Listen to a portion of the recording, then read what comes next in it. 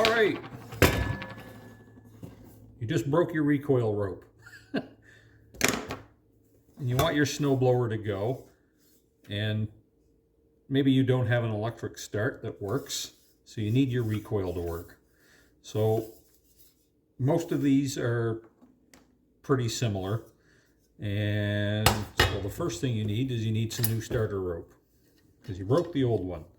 So if you have the old pieces and you're able to measure out basically what you need, then that's great. You can just compare it to the old pieces of rope, or roughly you're going to put, you can guesstimate, and it'll be around 5.5, 6 feet of starter rope for normal recoils. You've already taken your old rope to the local shop and bought the right diameter recoil rope because it comes in different diameters.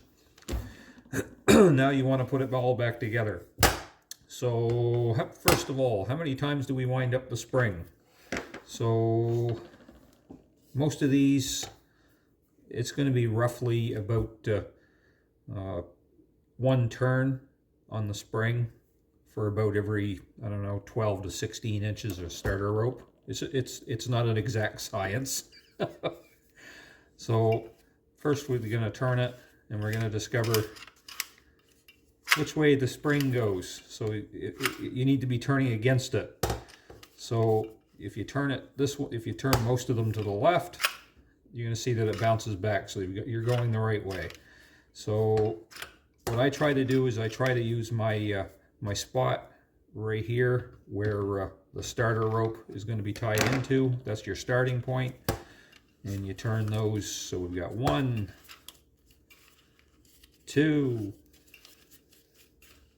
3,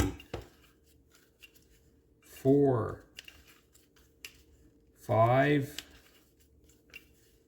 6. So I've got about a 6-foot starter rope here. So that's what I'm going to go with. And what I usually do is most of these recoils, they'll have little slots in them. You find some kind of little object like a screwdriver, and you can stick that into one of the slots where you think it's gonna hold it okay. Sometimes you could do through the back side or the front side, or whichever way you want to do. You just want to basically be able to hold that so it doesn't spin on you. So we're going to set that aside here just for a second. I already have this starter rope cut to the right length. You can start it any way you want, but first we're going to show you basically how you tie the knot. So I'm going to run this through the hole in the recoil, and then there's another hole here in your starter, in your wind, whatever we want to call it today. Sometimes you got to move the screwdriver out of the way, and you make that so it comes out through like that. Stick your little screwdriver helper back in the slot, and then we have the starter rope. So the key to these is making sure you tie a proper knot. So over the top, underneath, back through the hole, pull it snug. So basically it's going to look like a pretzel. So it's not really hard to do, and we'll do that again when we get to the other part. But and then some of these also have a little slot built into them for that end of that rope to fit into. You can choose to use that or not. It's up to you. I have it here, so I'm going to use it. We're just going to stick it in there. So that's pulled snug. Now we're going to take the other end of the starter rope. We're going to put it up through the handle like that. We're going to do the same thing again, over the top, underneath, back through the hole. It looks like a pretzel. Pull it snug. You want to have a little bit hanging out the end. Pull it down through the hole. Usually you got to work it around a little bit so it'll fit until it pops down.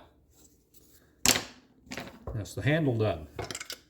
Take your starter, your little helper screwdriver out, or whatever, and just slowly let the recoil wind that starter rope back in with the spring.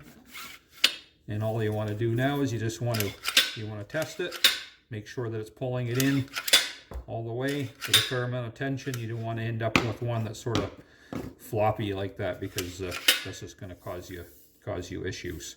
If you do have to put another winding on, you can pull all the starter rope back out on this particular one, and you'll see that there is actually a little slot. So we can go, let's see here, we can go this way, and I can use this screwdriver, and I can go around here to the little slot, and I can hook that in, and that allows me to turn the spring up to more tension without having to mess around with holding onto the recoil rope the whole time. So it's just a little helper. Not all the recoils will have that, but this one does, so it would be something that would use. But if, like I said, if you go to one turn for every 12 to 16 inches of starter rope,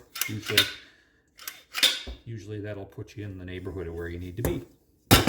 Now you bolt it back on and you have fun, and you enjoy your snow blowing as best you can.